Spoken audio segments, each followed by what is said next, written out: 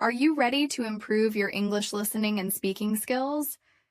Have you ever struggled to understand native speakers in real-life situations? Or maybe you want to express yourself more clearly and confidently in conversations? In today's episode, we are going to help you do just that. If you're new here, we upload daily episodes to help you improve your English naturally. In this episode, you will hear real-life stories with useful vocabulary and expressions. Listening to these stories will help you understand English in everyday situations, and by repeating the phrases, you will improve your speaking skills too. Let's start with a simple question. Have you ever had a moment when you misunderstood someone in English? Imagine ordering food at a restaurant, but the waiter doesn't understand what you're saying.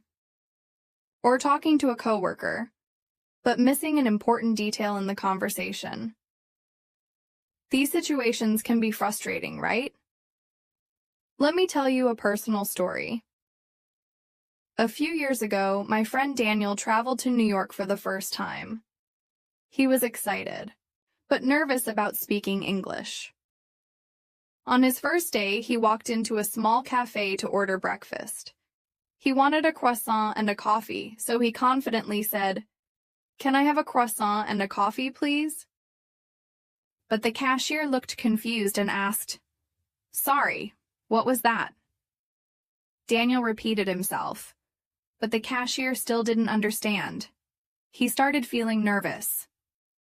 Then another customer stepped in and said, "He means a croissant." Suddenly, the cashier understood. This moment taught Daniel an important lesson. Sometimes pronunciation makes a big difference in understanding. He realized that even though he knew the words, hearing them in real conversations was different from learning them in a textbook. This is why listening is so important. The more you listen to real English, the more natural it becomes. And when you hear common phrases often, you will feel more confident using them yourself. Now let's talk about another real-life situation. My cousin Emma moved to Canada for work. She spoke English well, but when she arrived, she had trouble following conversations. People spoke quickly, used slang, and sometimes even interrupted each other. One day, she had an important meeting, and her manager asked, "Can you touch base with Mike about the new project?" Emma was confused. What did touch base mean? She thought, should I physically touch something? Later, she found out that touch base means to check in or to discuss something briefly. This small phrase made a big difference in her understanding. After that, she started paying attention to idioms and expressions in conversations. So, here's a tip for you. When you hear a new phrase, don't just memorize the meaning. Listen to how it's used in real conversations. Try repeating it aloud and using it in your own sentences. The more you practice, the more natural it will feel. Now let's think about your own experience. Have you ever been in a situation where you didn't understand something in English? Maybe you misheard a word, or maybe you weren't familiar with an expression. What did you do? How did you handle it? Imagine you are at a hotel, and the receptionist says, "Would you like a wake-up call?" If you're not familiar with this phrase, you might think they are asking if you need to wake up in life. But actually, a wake-up call means that the hotel will call your room in the morning to wake you up. These small but important moments happen all the time in real life. That's why listening to real conversations is the best way to improve your English. Let's do a quick practice exercise. I will say a short sentence, and I want you to repeat it after me. Ready? I'd like to order a coffee, please. Now, you try. Great. Now, let's try another one. Could you repeat that, please? These are simple, polite phrases that you can use in everyday situations. The more you listen and repeat, the more confident you will feel. Now, let's continue with, Another real-life story. Now, let's continue with another real-life story. A few years ago, my friend David moved to London for a new job. He was excited because it was his dream to work in an international company. He had studied English for years, but he had mostly learned from books and grammar exercises. He thought he was prepared. But when he arrived in London, he faced an unexpected challenge. Real-life conversations were much harder to understand than he expected. On his first day at work, his manager, Sarah, introduced him to the team. Everyone was friendly, but they spoke quickly, and they used a lot of expressions that he had never seen in textbooks. At lunchtime, one of his coworkers, Jake, said, "Hey, David, let's grab a bite." David was confused. He thought, "Grab what? What does that mean?" He hesitated for a moment, then smiled and said, Okay. He followed Jake to a nearby cafe, still unsure about what was happening. When they arrived, he finally understood. Grab a bite just means go and get something to eat. It was such a simple phrase, but because he had never heard it before in a real conversation, it completely confused him. That day, he realized that even though he knew a lot of English, he needed more practice listening to how people actually speak. David decided to make a plan. Every day, he started listening to English podcasts while walking to work. At lunchtime, instead of sitting alone, he made an effort to join conversations with his coworkers. At first, it was difficult. He didn't always understand everything, and sometimes he felt nervous. But instead of staying quiet, he started asking questions like, "Sorry, what does that mean?" Or, "Can you say that again?" His coworkers were happy to explain, and little by little, he got better at understanding them. One day he was in a meeting and his manager said, "All right, let's wrap things up." This time, instead of feeling lost, he knew exactly what why. It meant, "Let's finish the meeting." He smiled to himself because just a few weeks earlier he wouldn't have understood that phrase. This is an important lesson for anyone learning English. Sometimes the words themselves are not difficult, but the way people say them in real conversations can be different from what you see in textbooks. That's why listening practice is so important. The more you listen to natural English, the more comfortable you will feel when speaking. Now, let's talk about another real-life situation. Imagine you are traveling to an English-speaking country for the first time. You arrive at the airport and you need to go through immigration. The officer asks, "What's the purpose of your visit?" If you are not familiar with this phrase, you might feel nervous. What do they mean by purpose? Are they asking about my job? My reason for traveling? What should I say? But if you have practiced listening to common travel conversations, you will know that the correct answer is something simple like, "I'm here for tourism," or "I'm visiting family." A few months ago, my cousin Sophia traveled to Australia. She was confident in her English, but when she arrived at the airport, she got nervous. The immigration officer asked, "Do you have anything to declare?" She froze for a moment. The word declare sounded serious, like something legal or official. She thought, "Did I bring something illegal? Am I in trouble?" She took a deep breath and asked, "I'm sorry, could you repeat that?" The officer calmly said, "Are you carrying any food, alcohol, or large amounts of money?" Now she understood. Declare just means to report something. She smiled and said, "No, I don't have anything to declare." The officer nodded and let her pass. Later, she laughed about the situation. She realized that the problem wasn't her English. It was just that she hadn't heard this phrase in real life before.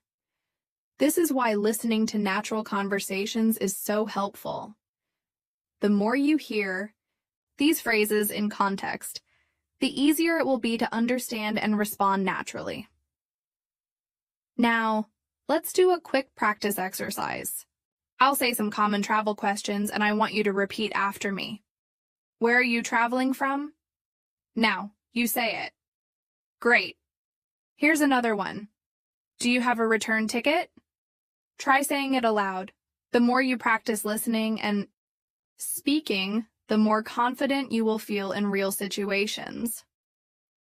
Now, let's talk about another important moment when listening skills make a big difference. Ordering food at a restaurant. Imagine you are in a busy cafe in London.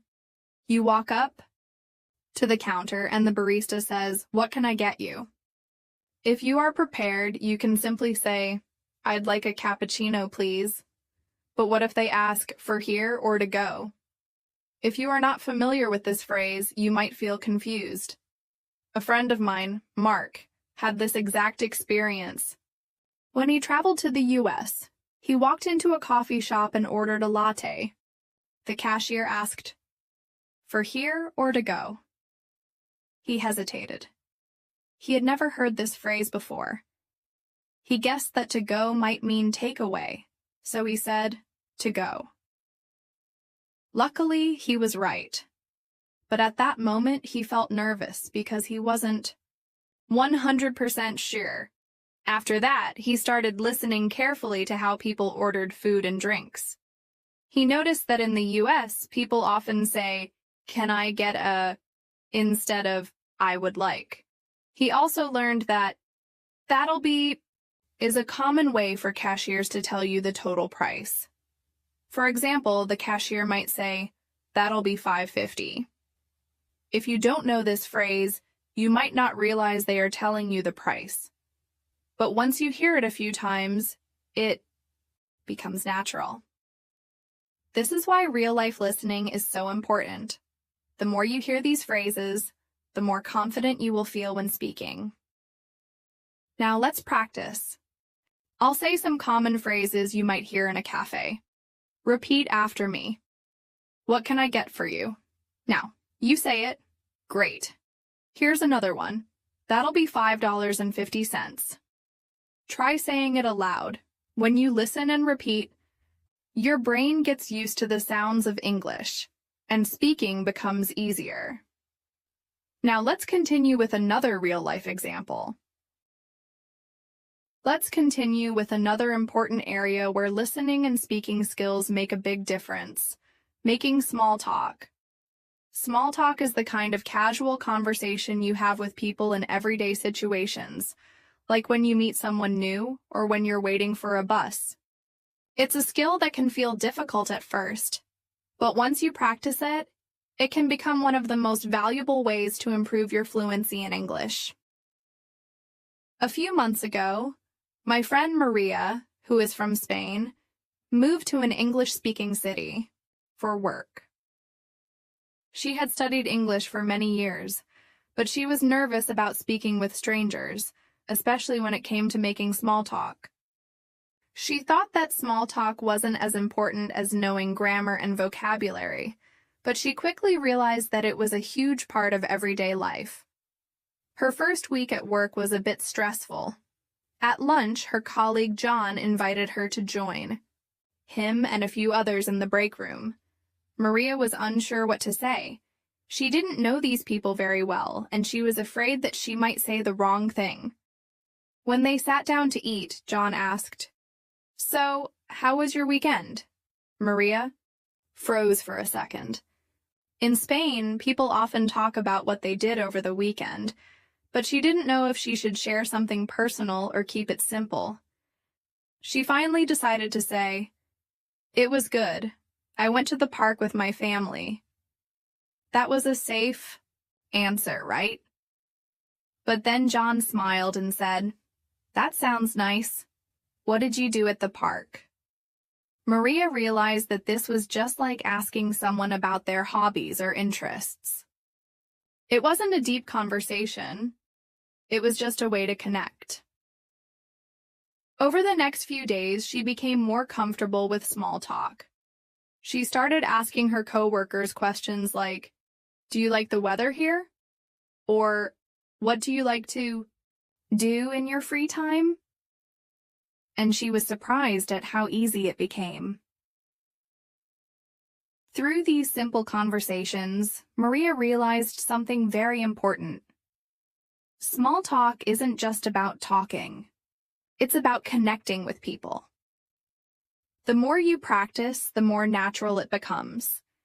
And when you listen carefully, you learn useful phrases and expressions that help you speak more naturally. For example, when John asked about Maria's weekend, he didn't say, "What did you do over the weekend?" Instead, he said, "How was your weekend?" This is a very common way to ask about someone's weekend or time off. When you hear these expressions in real conversations, they stick with you, and soon you'll be able to use them yourself. Here's another tip when it comes to small talk. Often people don't expect long answers. It's more about giving a simple response and asking the other person about their experience. When you're practicing, remember to listen for these small cues. For instance, someone might say, "The weekend was great, but I wish it was longer." This shows that they're offering a bit of information, but they're also leaving space for you to share your experience too. Maria started using this technique, and she found that it helped her speak more confidently. Instead of worrying about saying something perfect, she focused on the flow of the conversation and learning new phrases.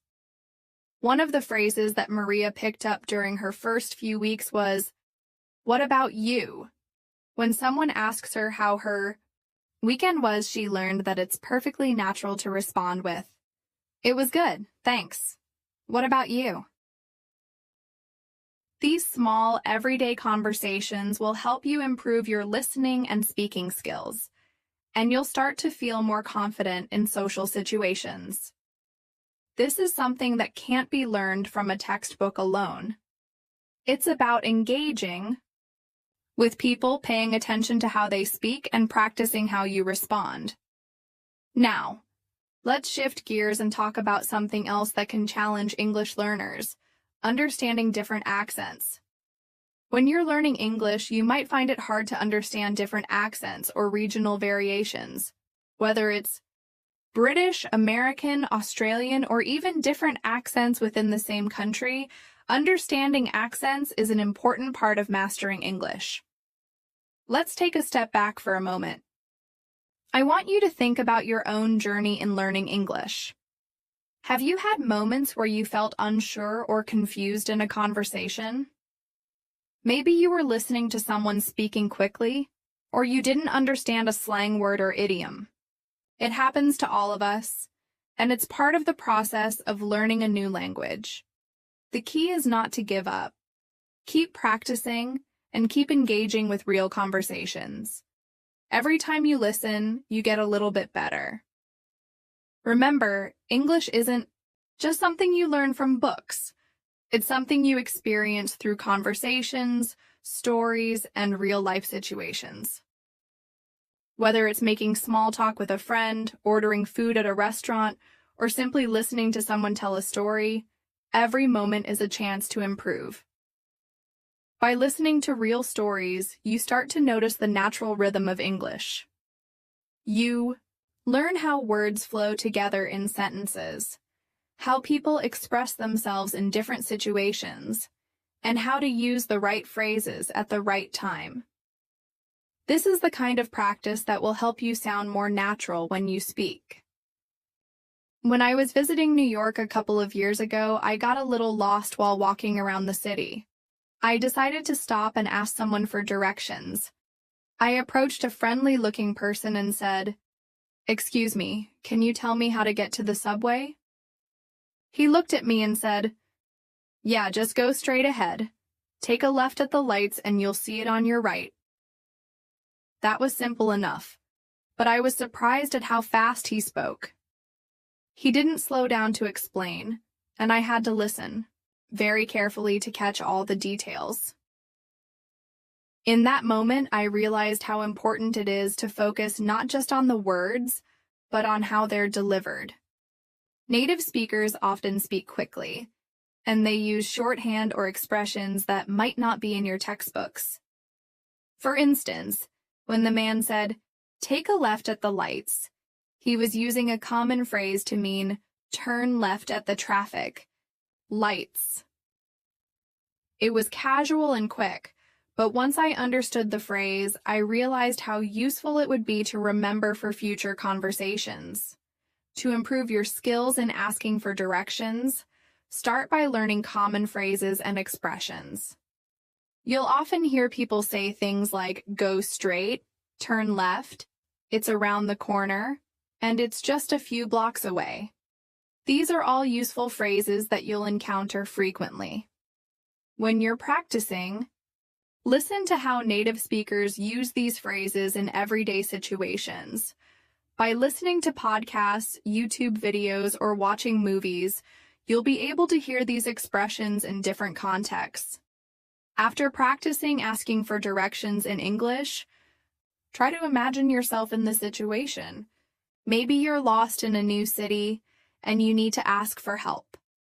Practicing these types of conversations in your mind, or even aloud, will help you prepare for when you're actually in the situation. Let's move on to another practical area. That will help you with your listening and speaking, handling problems and complaints in English. This is another important part of everyday life. Whether it's at a store, in a hotel, or during an interaction with customer service, knowing how to express your problems clearly is essential. I had an experience a few months ago when I was staying in a hotel during a business trip. I checked into my room, but when I tried to use the Wi-Fi, it wasn't working. I called the front desk and said, "Excuse me, the Wi-Fi isn't working in my room. Could you help me?" The receptionist on the phone replied, "I'm sorry to hear that. Let me check and see what I can do." After a few minutes, she called me back and explained that the Wi-Fi was down in the building, but they would be fixing it soon. She was polite and apologized, which made me feel better. In this situation, I learned a few things that I want to share with you. First, when you have a problem, it's important to remain calm and explain the issue clearly. You can use phrases like "I'm having trouble with" or "there's a problem with" to describe the situation. Second, if someone else is trying to solve the problem for you, you should listen carefully to their response. They might use phrases like, "Let me check on that for you," or "I'll have someone take care of it." These are polite ways to show that they're taking your complaint seriously. By listening to real-life situations like these, you'll be better prepared to handle problems in English. The more you practice these types of conversations, the easier it will be to stay calm and confident when something goes wrong. And remember, don't be afraid to ask for clarification if you don't understand something. You can always say, "Could you explain that again?" Or, "I didn't quite catch that. Could you repeat it?" Imagine walking into a bustling cafe on a cool London morning. The aroma of freshly brewed coffee fills the air as you approach the counter. The barista greets you with a cheerful, "What can I get you today?" For a moment, you pause. This casual phrasing might be different from the formal language you learned in textbooks. You reply confidently, "I'd like a latte, please." Then the barista adds, "That'll be $3.50. Would you like any pastry with that?" In that instant, you realize that real-life English is fast, friendly, and often informal. Now, take a moment and ask yourself, have you ever been surprised by the casual tone in a familiar situation? How did you respond when someone used expressions that you hadn't practiced in class? I remember one day when I was visiting a small cafe in Shoreditch. I had expected a polite, formal exchange, yet the friendly, informal language caught me off guard, in the best way possible. This taught me that adapting to different styles is key to understanding everyday conversation. To practice, try imagining yourself in that cafe. Visualize hearing, "What can I get ya?" and responding with your order. Repeat these phrases aloud until they feel natural and become a part of your active vocabulary. Let's move on to another common scenario. Asking for directions in a busy city. Picture yourself in New York City, surrounded by the hum of traffic and the chatter of pedestrians. A few years back, I found myself wandering the vibrant streets of Manhattan, trying to reach a well-known museum. I approached a local and asked, "Excuse me, could you please tell me how to get to the Metropolitan Museum of Art?" The local replied, "Sure, just go straight for 2 blocks, then turn left at the big intersection, and you'll see the museum on your right." Listen carefully to this exchange. Notice the clear, concise instructions given quickly. Ask yourself, have you ever been in a situation where someone spoke too fast or used unfamiliar phrases when giving directions? How did you handle it? If you're not sure, consider practicing by repeating the directions aloud. Straight 4. 2 blocks, left at the intersection, museum on the right. Repetition builds your confidence in both understanding and using these everyday phrases. Now let's explore the art of making small talk, a fundamental part of building relationships, in both personal and professional settings. I recall an afternoon at a local community event in London where I met a gentleman named Alex. He started our conversation with a simple, "Lovely weather today, isn't it?" I responded, "Yes, it's a beautiful day.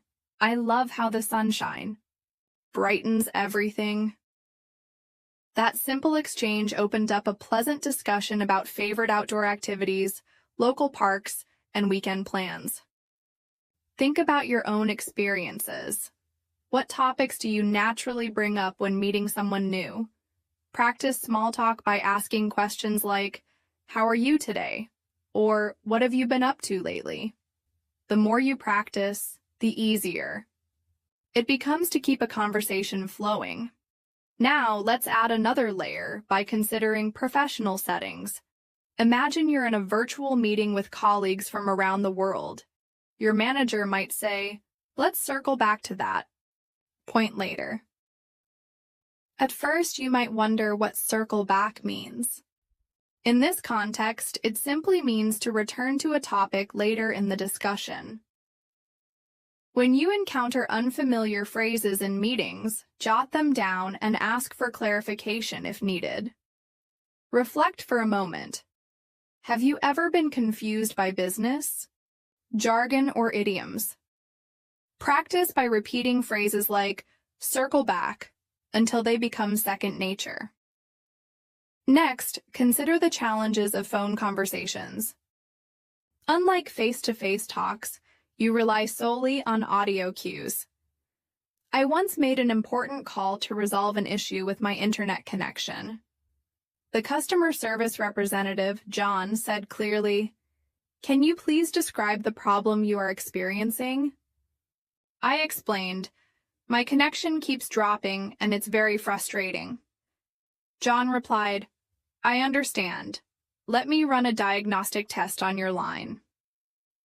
His calm, clear tone helped me feel at ease. Picture yourself in a similar situation and repeat phrases like, "Could you please repeat that?" or "I'm sorry, I didn't catch that."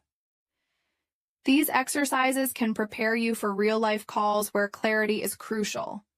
Now let's explore a situation many of us face when traveling. Imagine arriving at an airport in an English-speaking country. The announcements over the intercom might sound like, "Due to inclement weather, your flight will be delayed by 30 minutes. In that moment, you might feel anxious if you're not familiar with such phrasing. Later, when you ask a staff member, "Could you tell me what the delay is about?" they explain, "The delay is because of bad weather conditions." Consider practicing these scenarios at home. Repeat key phrases such as "flight delayed" and "inclement weather" until you feel comfortable using them. Another everyday conversation involves discussing hobbies and interests. Picture a quiet evening when you meet someone at a local event. They ask, "What do you enjoy doing in your free time?" You might reply, "I love reading, hiking, and trying out new recipes." This kind of conversation is a perfect opportunity to learn descriptive adjectives and expand your vocabulary. Think about your favorite hobby. What words would you use to describe it? Practicing these questions and answers builds not only your vocabulary but also your confidence in sharing personal experiences. Let's engage in an interactive exercise right now. Repeat after me. How are you today? What have you been up to lately? The weather is really nice, isn't it? I'd love to hear more about that. Take your time with each sentence. Practice them until they roll off your tongue effortlessly. This kind of repetition builds muscle memory for natural conversation. Switching gears, let's delve into conversations at work, specifically handling meetings and presentations. I remember a meeting where our team leader said, "We need to, finalize the project timeline by Friday." A colleague named Jessica then asked, "Can everyone please confirm their availability for a meeting on Thursday?" You might respond with, "I'm available on Thursday, and I'll send a calendar invite shortly." Reflect on this dialogue. Notice how clear, concise language is used to coordinate plans. If you work in a professional environment, practicing such exchanges can prepare you for real-life scenarios where accuracy and clarity are essential. Another memorable experience was during a business conference call. The host said, "Let's wrap up the discussion and summarize our key points." At that moment, I repeated the sentence in my head to make sure I understood. After the call, I reviewed the phrases: wrap up, summarize, and key points. These are common in professional settings. Ask yourself, how many times have you encountered these expressions in meetings? Now is a great time to practice them. Say them aloud until they become part of your working vocabulary. Let's consider a more challenging scenario: interacting with service providers when something goes wrong. Imagine you've booked a hotel room and find that the Wi-Fi isn't working. You call the front desk and say, "Excuse me, the Wi-Fi in my room isn't working. Could you please help me?" The receptionist responds, "I'm sorry for the inconvenience. Let me check on that for you." This exchange uses straightforward language, but it's crucial to speak clearly and listen carefully. Think about how you would handle a similar situation. Practice these key phrases and consider recording yourself to see where you might improve. Now picture yourself in a local market in Australia. A vendor enthusiastically shouts, "This is a ripper deal." At first, you might wonder what ripper means. Later, you learn that it is Australian slang for excellent or fantastic. This is a prime example of how listening to real-life conversations teaches you regional vocabulary and idioms that you might not find in a textbook. Reflect on any slang or idiomatic expressions you've heard recently. Write them down and try using them in your own sentences. Over time, these expressions will become a natural part of your speech. Another engaging scenario involves social gatherings with family and friends. Imagine sitting around a dinner table where everyone is sharing stories about their day. One relative asks, "What was the best part of your day?" You respond, "I had a wonderful conversation with a new friend at the cafe." This warm, informal exchange is common in family settings. Think about the simple yet powerful words you use during these conversations. Words like wonderful, enjoyable, and delightful. Practicing these expressions in a relaxed setting builds your confidence and reinforces your natural speaking style. Now let's talk about the role of digital communication in modern English practice. Email, instant messaging, and video calls have become part of our daily lives. For example, when writing an email for work, you might start with, "Dear Mr. Smith, I hope this email finds you well," and close with, "Sincerely, Natasha." On the other hand, when texting a friend, you might simply write, "Hey, are we still on for dinner tonight?" Notice how the language shifts depending on the medium. Consider your own experiences with digital communication. Which style do you find most challenging? Practice both formal and informal writing to build a balanced skill set. Let's move on to a scenario involving cultural events. Imagine attending a local art exhibition where a curator explains a painting by saying, "This artwork reflects the artist's inner turmoil during a time of great change." You ask, "What inspired this style?" The curator replies, "The use of bold colors and dynamic brushstrokes represents the conflict between tradition and modernity." This conversation not only introduces you to artistic vocabulary, but also encourages you to express abstract ideas. Think about how you would describe a piece of art or a cultural event. Practicing such descriptive language can enrich your vocabulary and make your conversations more engaging. Another practical scenario is participating in academic discussions. Picture yourself in a university lecture where the professor states, "Today, we will explore the impact of global warming on urban development." After the lecture, you ask, "Could you please elaborate on the strategies cities are using to combat climate change?" This type of dialogue requires both active listening and thoughtful questioning. Consider how you might summarize what you've learned in your own words. This practice reinforces your understanding and prepares you for future academic conversations. In addition to structured scenarios, spontaneous conversations are an important part of real-life communication. Imagine you're at a community park and you overhear a group discussing the latest local news. One person remarks, "The new park renovations have really transformed this area." You might join in by saying, "I agree, the improvements are fantastic. Have you noticed the new playground features?" These unscripted interactions offer a chance to practice impromptu speaking and active listening. Ask yourself, when was the last time you joined a spontaneous conversation? What strategies can you use to smoothly enter such discussions? Now, let's explore a scenario that many of us face online: participating in discussion forums and chat rooms. In these digital spaces, language is often informal, filled with abbreviations and emoticons. You might see a post like, "Has anyone tried the new cafe downtown? It's lit."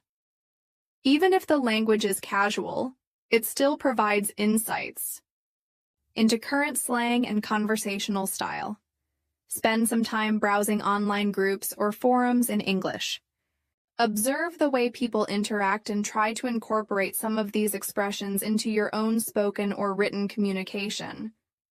Consider also the challenge of handling disagreements or misunderstandings in conversation. Even with clear language, miscommunications can occur. I recall a conversation with a friend where our opinions on a current event differed. Instead of letting the discussion become tense, we said, "I see your point, but I have a different perspective." Can we clarify our thoughts further? Using phrases like these helps keep the conversation respectful and constructive. Reflect on any disagreements you've experienced. What language could have helped smooth the situation? Practice using such phrases in role-playing exercises with a friend, or recording yourself until they feel. Let's now shift to another rich source of language practice: storytelling. Telling your own story not only improves your speaking skills, but also makes your conversation more engaging. Imagine recounting a memorable day when everything went unexpectedly. Start with, "One day I found myself lost in a busy city, and that experience taught me the value of patience and resourcefulness." As you narrate, include vivid details. Describe the sounds, the sights, and even your emotions. Storytelling helps you organize your thoughts and express yourself in a structured manner. Think about a recent experience and try to narrate it in English. This exercise will boost both your vocabulary and your confidence in speaking. Interactive exercises are an essential part of this journey. I invite you now to repeat the following sentences with me, paying close attention to the natural rhythm and emphasis. I appreciate your help. Could you please repeat that? I'm sorry I didn't catch that. That sounds interesting. I would love to join you. Repeat each sentence several times until it feels comfortable and natural. These exercises are designed to build your muscle memory for common conversational phrases. Now imagine yourself at a live music concert. The announcer's voice, full of energy, fills the venue as they say, "Ladies and gentlemen, get ready for an unforgettable performance by tonight's headliner." Such vibrant expressions and high-energy announcements require you to match the speaker's enthusiasm. Visualize yourself in that setting. What would you say if you wanted to compliment the performance? Perhaps, "The energy on stage is electrifying." Practicing such dynamic language can help you adjust your tone and pace to suit different emotional contexts. Next, picture yourself in a quiet bookstore. You approach a clerk and ask, "Could you recommend a good mystery novel?" The clerk smiles and replies, "Certainly, this bestseller has a captivating plot and intriguing characters." This simple interaction introduces descriptive adjectives and polite inquiries that are common in everyday conversations. How would you describe your favorite book or genre? Spend a few moments thinking about this and practice forming sentences that describe your interests in detail. Let's turn our attention now to public services. Imagine you're at a government office applying for a new passport. The clerk greets you with, "Good morning, how may I assist you today?" You reply, "I need to renew my passport, please." The conversation continues with precise questions and answers such as, "Could you please provide your current passport number?" and "Do you have all the required documents?" These formal exchanges require you to be both clear and concise. Practice such dialogues with a friend or even role-play them in front of a mirror. Notice how using polite expressions like please and thank you makes the conversation smoother and more effective. Another scenario involves visiting a healthcare facility. Imagine sitting in a doctor's office where the physician asks, "How have you been feeling recently?" You might answer, "I have been experiencing occasional headaches and a bit of fatigue." The doctor then follows up with, "Can you describe the nature of your headaches?" Such conversations demand clear communication about your symptoms. Practice describing common health issues in simple, direct language. Repeating phrases like, "I feel unwell," or "the pain is moderate and sometimes sharp," will prepare you for real-life medical discussions. Digital communication also plays a crucial role in modern English. Consider video calls where you see not only the speaker's words but also their facial expressions and gestures. In a recent video meeting, a colleague said, "Can everyone see my screen?" and quickly followed up with, "Please let me know if you have any questions." Video calls require a blend of clear speaking and active listening. Practice these interactions by joining online webinars or virtual meetups. The more you expose yourself to different digital communication styles, the more natural they will become. Now let's explore how discussing current events can enrich your language skills. Imagine listening to a news report that states, "Local communities are coming together to address recent flooding." Such statements are filled with formal language and important vocabulary. After listening, try summarizing the news in your own words. The report discussed how neighborhoods are uniting to deal with severe floods. This exercise helps you process information, retain new vocabulary, and practice summarizing, a key skill in both listening and speaking. Another engaging scenario is participating in group discussions or debates.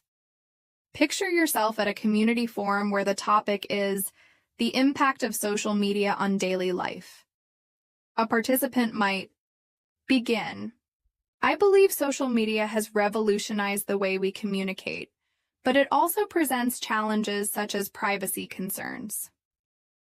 You might respond with, "I agree that social media has its benefits, but I'm curious about its effects on face-to-face interactions."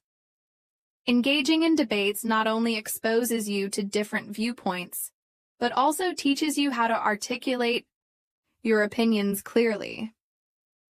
Reflect on any group discussion you've been part of. What phrases did you use to express agreement or to politely disagree? Practice these phrases until you feel they become an integral part of your conversational toolkit. Next, let's consider the practicalities of everyday shopping. Imagine entering a department store and needing assistance finding an item. You might approach a sales associate and ask, "Excuse me, could you help me locate the electronics section?" The associate might reply, "Yes, it's on the second floor, near the home appliances area." Such interactions, though brief, are essential in daily life. They emphasize the use of polite inquiries, clear directions, and simple language. Visualize yourself in this scenario and practice the key phrases. How would you modify your request if you needed additional information, such as, "Could you please show me where that is?" Repeating these exchanges can make you more comfortable in real-life shopping situations. Let's also look at scenarios where you might need to handle unexpected challenges. Imagine you're out with friends and suddenly the weather changes. You might hear someone say, "It looks like we're in for a downpour. Let's find shelter." In such moments, clear and calm communication is essential. You might add, "I'll grab my umbrella," or ask, "Does anyone know where we can take cover?" These spontaneous conversations require you to be quick on your feet. Reflect on any unexpected situations you've encountered. How did you communicate in the moment? Practice these scenarios with a friend so that when the time comes, you feel ready to respond confidently. Consider next a scenario involving a friendly debate on a lighthearted topic, such as discussing favorite cuisines. Imagine sitting at a dinner party where someone remarks, "Italian food is the best because of its rich flavors and variety." You might respond, "I love Italian food too, but I'm also fond of the spicy kick of Thai cuisine." This type of dialogue helps you practice comparing ideas and expressing preferences. Notice the language used. Words like rich, variety, spicy, and fond add color to your conversation. Ask yourself, which adjectives do you commonly use when describing food or other interests? Practice crafting sentences that incorporate these descriptive words to enhance your communication. Let's now transition to scenarios that involve nonverbal cues and body language. Even though our focus is on listening and speaking, nonverbal elements play a key role. Picture a conversation where a friend is explaining an exciting news story. Even if you cannot see them during a phone call, imagine how their tone of voice conveys excitement. Their laughter, the slight pause before a punchline, and the change in pitch all signal their emotions. While practicing on your own, try to incorporate these elements. Smile as you speak, and notice how your tone changes. Even without a visual cue, these subtleties make your speech more engaging and natural. We have now reached a point where each scenario builds upon the previous one, enriching your understanding of real-life English. As you continue your practice, remember that every conversation is a stepping stone on your journey toward fluency. The everyday interactions we've discussed, from ordering food and asking for directions to engaging in professional meetings, participating in cultural events, and even handling unexpected situations, each offer valuable opportunities to practice and improve your listening and speaking skills. Imagine your future self confidently navigating any situation, whether you're conversing with a stranger in a cafe or leading a meeting at work. Visualize the progress you will make by immersing yourself in these varied scenarios, practicing key phrases, and learning from every interaction. The more you expose yourself to natural, authentic English, the more intuitive your responses will become. Let's now explore even more nuanced interactions and advanced conversational techniques. Picture a lively dinner party hosted by a close friend. The host welcomes everyone by saying, "I'm thrilled that you all could join me tonight. Let's raise a toast to friendship and new beginnings." Conversations buzz around the table. Guests share stories about their day, debate current events, and reminisce about old times. In one corner, someone remarks, "This meal is absolutely delicious. A real feast for the senses." In another, a discussion unfolds about travel experiences and future plans. Notice the shift in language, from casual greetings to more expressive, detailed narratives. How would you describe such an experience in your own words? Practice forming sentences that capture not only the facts but also the emotions of the moment. Now, consider another setting, a professional workshop where participants share innovative ideas. The facilitator starts with, "We are here to collaborate on creative solutions." One participant explains, "My idea is to develop an app that connects community members with local events." Following the presentation, the facilitator asks, "Can anyone offer feedback or suggest improvements?" This exchange encourages you to practice offering constructive criticism and expressing your opinions politely. Think about a project or idea you're passionate about. How would you explain it in a way that is both clear and engaging? Role-play this conversation, focusing on clarity, organization, and the natural flow of ideas. We can also delve into the art of negotiating, an essential skill in both personal and professional life. Imagine you're at a market and wish to negotiate the price of a souvenir. The vendor says, "This item is priced at $20. You might reply, "Could you do $15? The vendor might counter, "How about $18?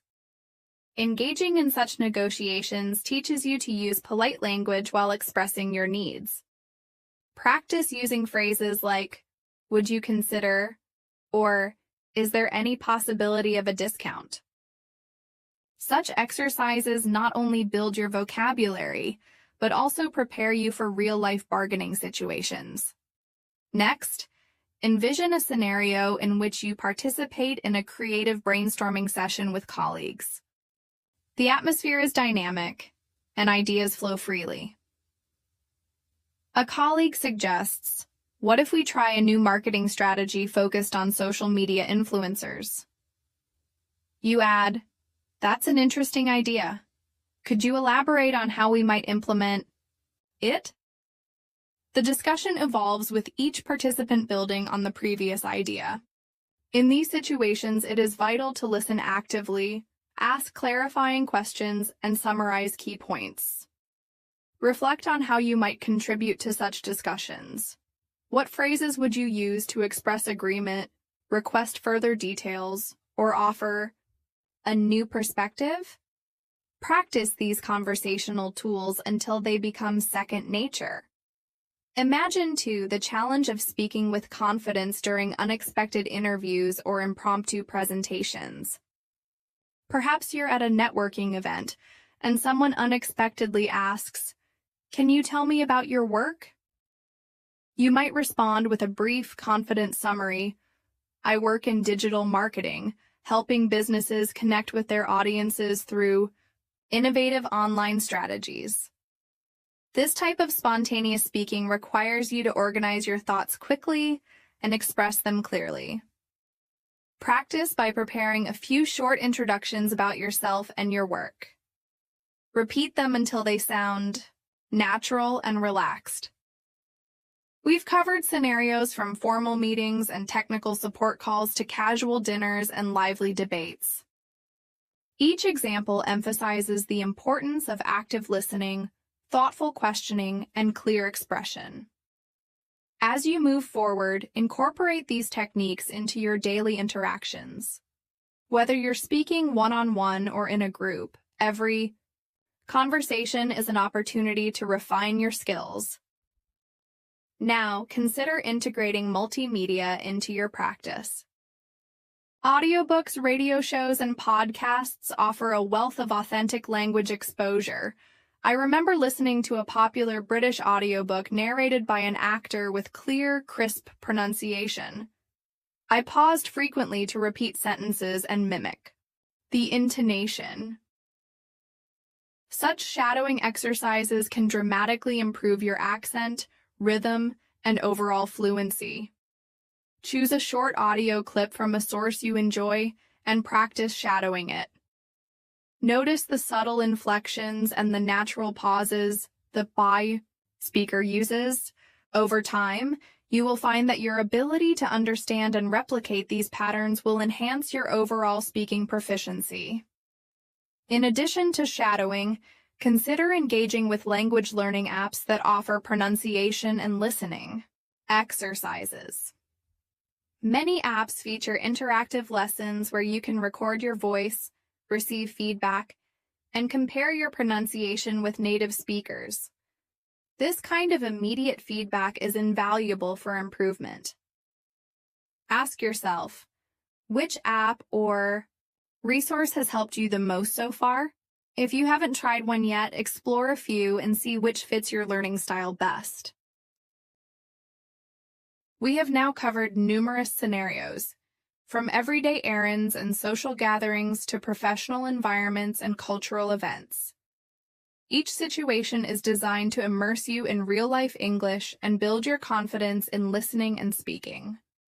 As you practice these exercises, remember that improvement comes gradually. Celebrate each small success and view mistakes as opportunities for learning rather than setbacks. Now, let's move on to exploring even more nuanced interactions and advanced techniques that build on everything we've discussed so far. Imagine engaging in a lively debate about current events with a diverse group of friends. One person might say, "Social media has revolutionized communication, but it has also created challenges in maintaining genuine relationships." You could respond with, "I see your point, and I wonder how we can balance technological advancements with personal connection.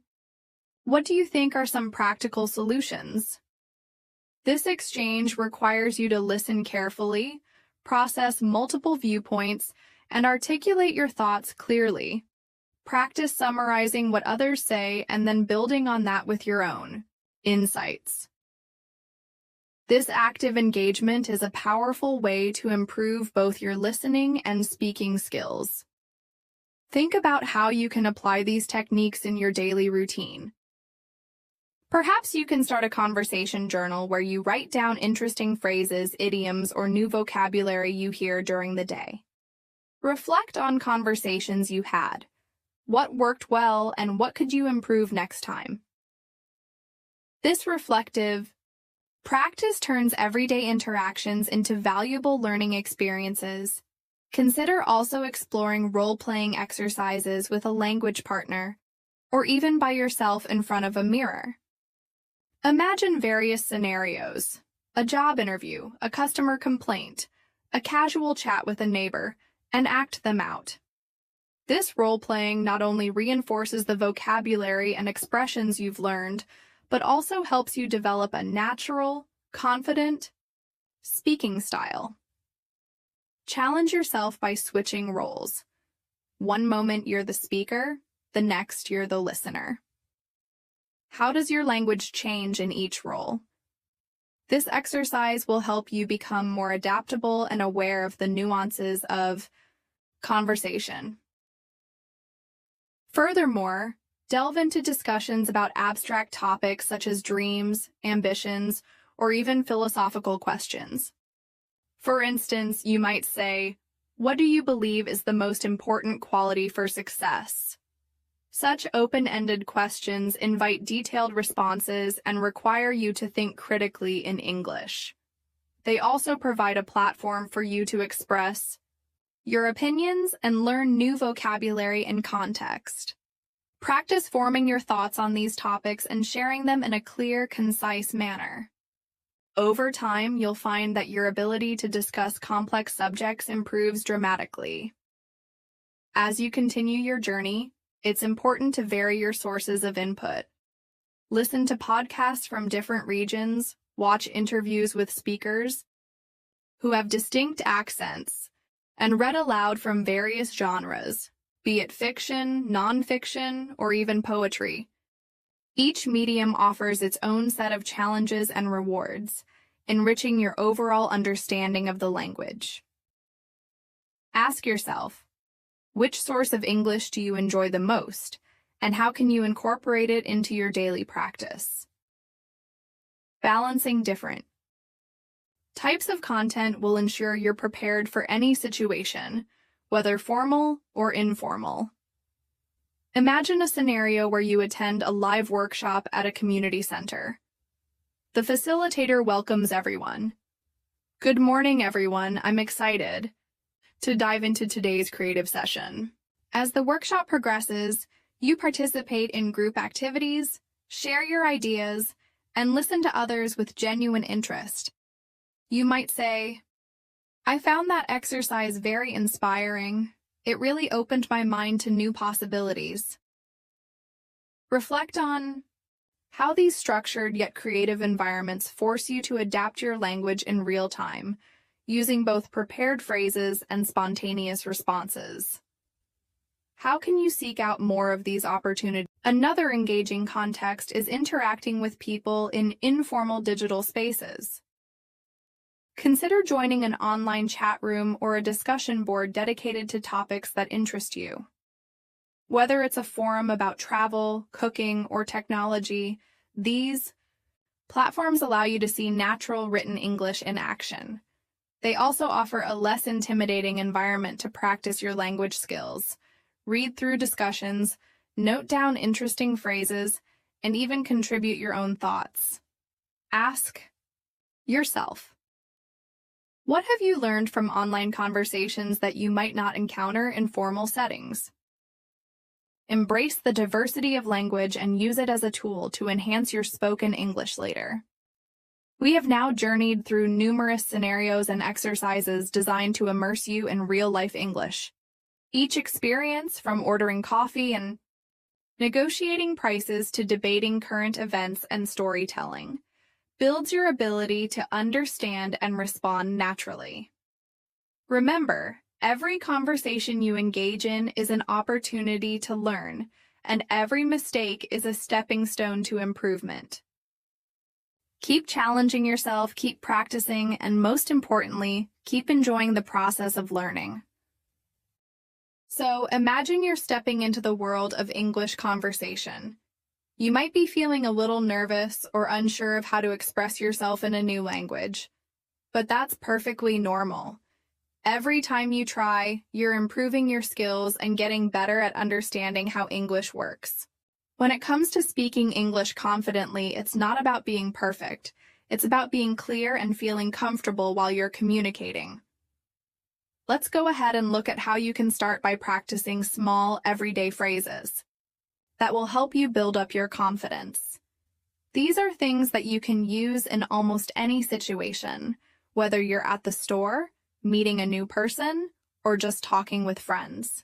For example, when you're introducing yourself to someone, you can say, "Hi, my name is your name. Nice to meet you." This simple sentence might seem easy, but it's a great way to start practicing your pronunciation, tone, and timing. Another great sentence to know is, "How are you today?" It's a friendly, welcoming way to start a conversation. When people ask you how you're doing, just respond with something simple like, "I'm doing well, thank you," or "I'm good. How about you?" This is an easy way to keep the conversation going and show that you're ready to talk. Next, let's talk about how to express your thoughts clearly. You don't have to use long or complicated sentences to be understood. In fact, sometimes simple sentences are the most effective. For example, if someone asks you what you did today, you could say, "I went to the park," or "I worked on a project." Keeping things clear and to the point helps your listener understand you better and also makes you feel more comfortable as you speak. One of the challenges when learning a language is understanding how to react in different situations. Sometimes it can be tricky to know what to say next in a conversation, especially if the topic changes quickly. The key here is to listen closely to what the other person is saying. If they ask you a question, try to respond in a way that shows you're interested. You can say things like, "That sounds interesting," or "I never thought of it that way." These simple phrases show that you're actively listening, and they help you build a stronger connection with the other person. If you're not sure how to respond, don't worry. It's okay to take a moment to think before you speak. A good way to give yourself some time to think is by saying, "Let me think about that for a second." This phrase buys you a little time to gather your thoughts and gives you the confidence to respond more thoughtfully. When it comes to speaking English in more formal settings, like a job interview or a meeting, you might want to use slightly different phrases. But the idea is the same. Be clear, concise, and confident. For example, instead of saying, "I like this idea," you could say, "I believe this is a good approach." This makes your statement sound a little more formal, but it still communicates the same thing. Remember, the key to speaking confidently is to practice regularly. You don't have to wait for a special occasion to practice your English. You can practice every day, even if it's just for a few minutes. For example, you could practice your English while you're doing everyday tasks, like shopping or cooking.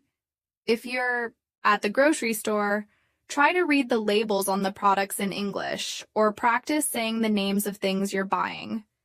You can also practice English with your friends or family by talking to them about your day, or asking them about their plans. One of the best ways to practice speaking English is by using apps or language exchange programs. These can help you practice with other learners or even native speakers. If you're not sure where to start, you can look for online communities, where people help each other practice speaking English. There are lots of people. Another great tip is to listen to English podcasts, watch TV shows, or read books in English. When you listen to English being spoken, you'll start to hear common phrases and expressions that you can use in your own conversations. Try to repeat the phrases you hear and practice saying them aloud. This will help you get used to the rhythm and flow of the language. Don't forget to celebrate your progress. Every time you have a conversation in English, it's a step forward. Even if you make mistakes, that's okay. The most important thing is that you're learning and improving. The more you practice, the easier it will get, and soon enough, you'll be speaking English more naturally and confidently than ever before. Another important part of building confidence in speaking English is finding topics that you're passionate about. If you're excited about a subject, it will be easier for you to speak about it. For example, if you love sports, you can practice talking about your favorite teams or players in English. If you enjoy cooking, you can practice describing recipes or talking about your favorite dishes. When you talk about things you enjoy, you'll feel more confident and motivated to keep learning. But what if you don't feel like you have much to talk about? That's okay too. You don't always have to have a big story or an interesting topic to share. Sometimes it's just about having a casual conversation. You can start with simple questions like, "What did you do today?" Or, "Do you like this movie?" Small talk is a great way to practice speaking English and to build your confidence over time. Lastly, always keep in mind that building confidence in speaking English is a journey, not a race. It takes time and practice, and there will be ups and downs along the way. But as long as you keep pushing forward, you'll keep improving. So don't be afraid to make mistakes, and don't be afraid to speak up. Every conversation is an opportunity to practice, and each one will bring you closer to your goal of speaking English confidently and fluently. Let's continue. It's great that you're ready to dive deeper into improving your English skills. Let's build on everything we've covered so far, focusing more on everyday English and adding even more real-life examples to help you get the hang of speaking confidently in various situations. Remember, English isn't just about knowing the words. It's about how you use them, when you use them, and how comfortable you are doing so. The more real-life scenarios you practice, the more you'll feel like an English speaker. Let's start with something you probably do every day: chatting with your friends or family. These are great opportunities to practice speaking in a relaxed, natural way. For example, maybe you're having lunch with a friend. You could say, "This food is delicious. How did you make it?" Or, "I love the taste of this dish. Do you know where I can find the recipe?" By starting with something simple like that, you're practicing how to start and continue a conversation. The more you practice asking and answering questions, the more comfortable you'll feel doing it. Now, let's take a look at how you can make small talk in different places. For example, at the grocery store. You might be standing in line and you could say to the person behind you, "It looks like it's going to rain today. Do you think it will?" Or, "These fruits look so fresh. Have you tried them?" You're not just practicing vocabulary. You're also practicing how to make observations and ask questions that can start a conversation. And don't forget, small talk is a great way to practice speaking English without feeling too much pressure. You can even practice your English when you're out running errands. Let's say you're at the post office. You might need to ask, "Can you help me? I need to send this package overseas. What do I need to do?" This sentence helps you practice both asking for help and talking about a common activity, sending mail. Don't worry about making mistakes. What matters most is that you're putting yourself in situations where you can practice speaking English, naturally and without hesitation. But it's not just about talking with strangers or in public places. Sometimes you'll want to have deeper conversations with friends and family. When you're discussing something personal or meaningful, it's important to know how to express yourself clearly. For example, you might want to tell a friend about something exciting that happened to you. You could say, "I had an amazing weekend. I went to a concert with some friends, and the band was incredible." Have you ever been to a concert like that? Here, you're not just sharing an experience. You're also giving your friend an opportunity to share their thoughts and stories. Now let's think about how you can practice English when you're alone. Many people struggle with this, but practicing speaking by yourself can actually be really helpful. You can read aloud from books or watch a TV show in English and try to repeat what the characters say. I know it might feel strange at first, but over time, it can improve your pronunciation, rhythm, and overall fluency. Another thing you can do is talk about your day in English. For example, today I woke up early, had breakfast, and then went to work. After work, I met a friend for coffee. It was a busy day, but a good one. This is the simple way to practice, forming sentences and using vocabulary in a meaningful way. As you start to gain more confidence in speaking, you might want to have conversations about more specific topics. This could be anything from sports, movies, hobbies, or current events. The goal is to expand your vocabulary and learn how to express yourself on a variety of topics. If you're talking about sports, you might say, "I'm a huge fan of soccer. My favorite team is Team Name, and I love watching their games. Do you like soccer too?" Or if you're talking about movies, you could ask, "Have you seen any good movies recently? I just watched Movie Name and thought it was amazing." One of the most important things to remember when practicing English is that it's not about using the most complicated words or phrases. It's about communicating your ideas clearly and effectively. So don't be afraid to use simple sentences, especially when you're just starting out. For instance, "I'm learning English," or "I like this song," might seem basic, but they're perfect examples of how to express your thoughts simply and clearly. As you grow more comfortable, you can start adding more details like, "I've been learning English for 6 months now, and I'm getting better at it every day." You also have to remember that every conversation is an opportunity to learn. If you make a mistake, that's fine. It's a part of the learning process. For example, let's say you were at the store and you said, "How much is this?"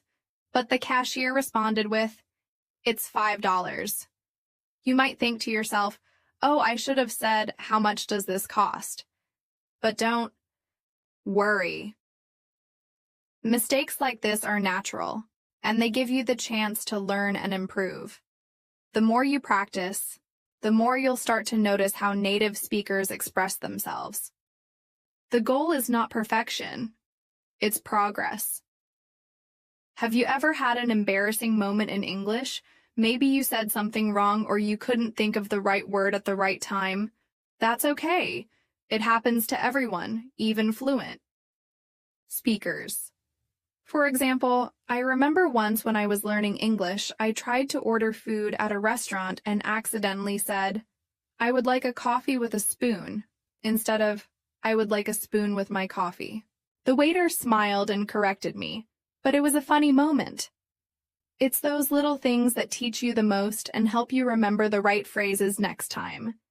The key is not to let these moments discourage you, but rather to laugh at them and learn from them.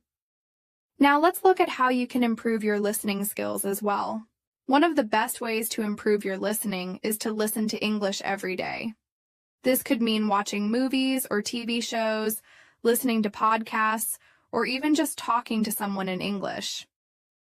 You can start by watching shows with subtitles to help you connect the spoken word with the written word.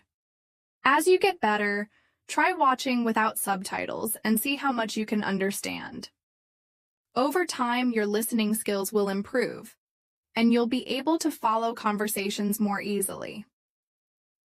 When you're listening to English, try to focus not just on the words, but also on the rhythm and tone. Native speakers don't always speak slowly and clearly like you might hear in a classroom. Instead, they use contractions, slang, and sometimes speak really quickly. It can be tough at first, but as you continue practicing, you'll get better at understanding these natural speech patterns. For example, you might hear a native speaker say, "What are you doing tonight?" instead of, "What are you doing tonight?" This is a common contraction, and once you get used to it, it will make listening to English much easier. One great way to practice is by listening to conversations between friends or family. For example, if you're watching a show and two characters are having a conversation, pay attention to how they respond to each other. Notice the questions they ask and how they show interest in each other's answers. You can even pause the video and repeat what they say to improve your pronunciation and sentence structure. Additionally, listening to podcasts like this one is a fantastic way to practice.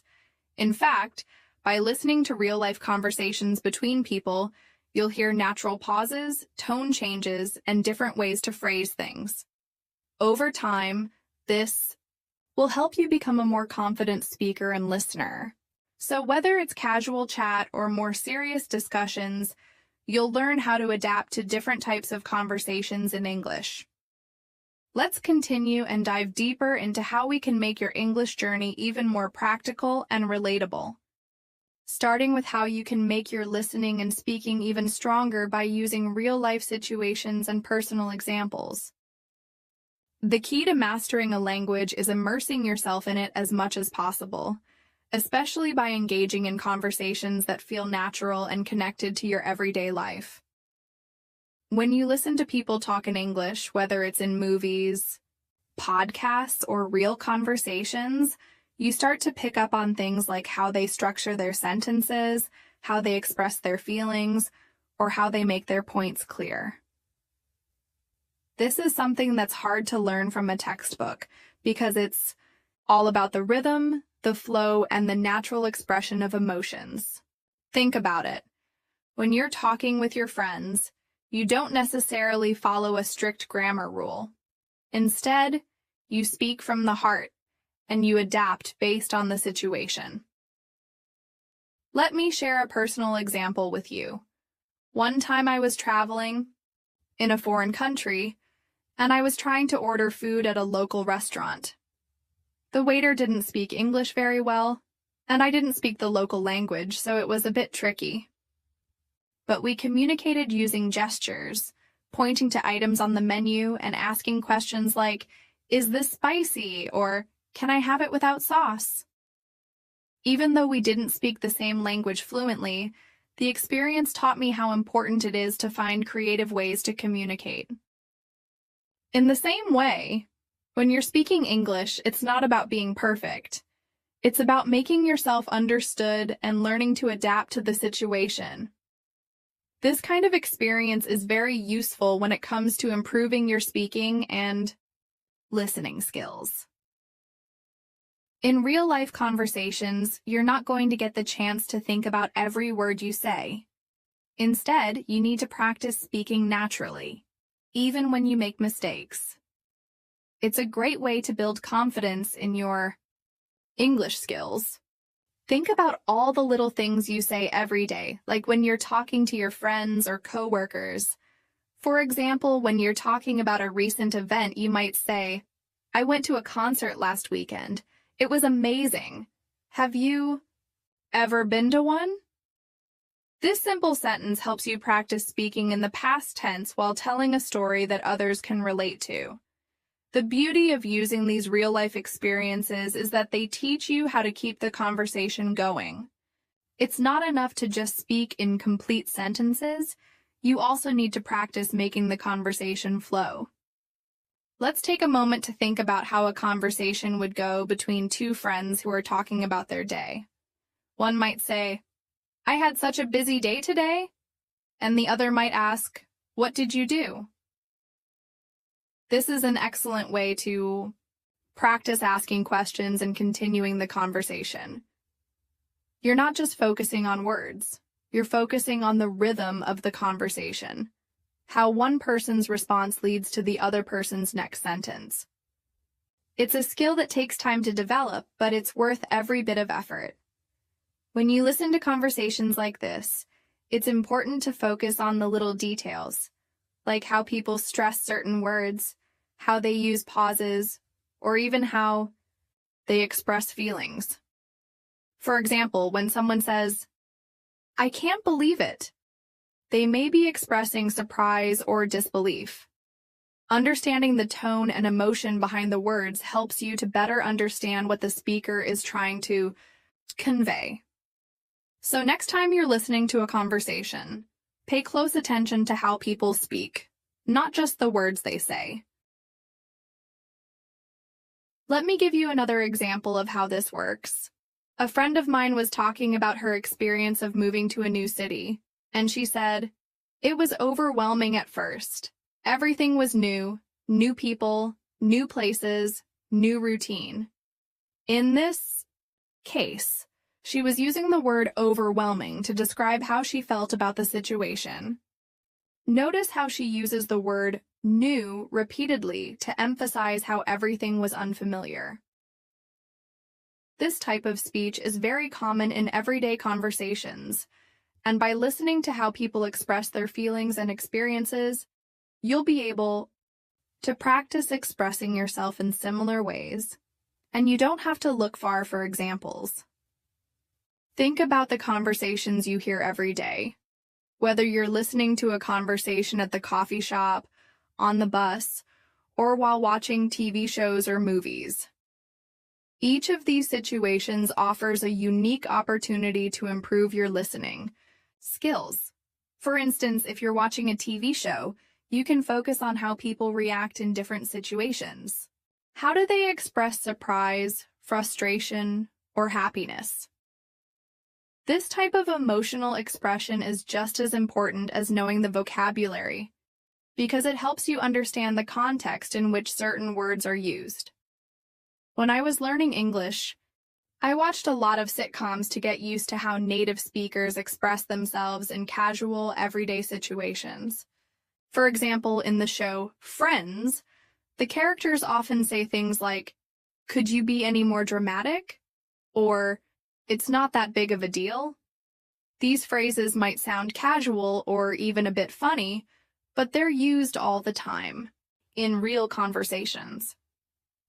By watching how they are used in context, I was able to pick up on the tone and rhythm that native speakers use when they talk informally.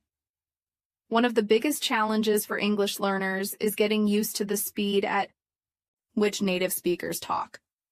They speak much faster than you might expect, and sometimes it's hard to catch every word. But this is where real-life experiences can be incredibly useful. The more you practice listening to natural conversations, the better you'll get at understanding them. And it's okay if you don't catch every word at first. That's completely normal. The more you expose yourself to this type of listening, the more you'll start to understand the flow of the conversation. Let's not forget about speaking practice as well.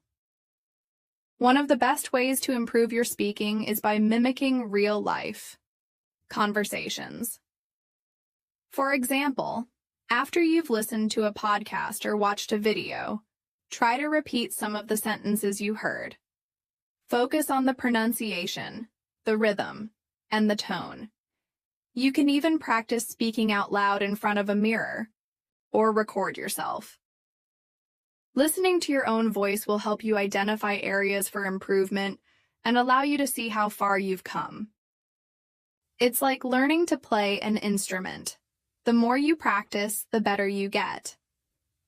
Another important aspect of real-life English is learning the different levels of formality. For instance, when you're at work, you might say, "Could you please send me the report by the end of the day?" But when you're talking to a friend, you might say, "Hey, can you send me that report by today?" In both situations, you're asking for something, but the way you say it changes depending on the context. By practicing different levels of formality, you'll learn how to communicate effectively in both professional and casual situations. In the workplace, there are certain phrases that are used all the time. For instance, if you're working in an office, you might need to send an email asking for clarification on something. You could say, "I just wanted to clarify what you meant in the meeting earlier. Could you please explain it again?" In this case, you're politely asking for more information. This is a great example of how to practice using formal English in a professional context. On the other hand, if you're chatting with a coworker in the break room, you might say, "Hey, I didn't get what you meant earlier. Can you explain it to me?" This is less formal, but still clear and polite. Finally, let's talk about one of the most powerful ways to improve your English practice. The more you practice speaking and listening to English, the more confident you'll become. You don't have to be perfect. What matters most is that you're putting yourself out there, engaging in conversations and making progress every day. The more you practice with real-life situations, the easier it will be to speak naturally and understand others.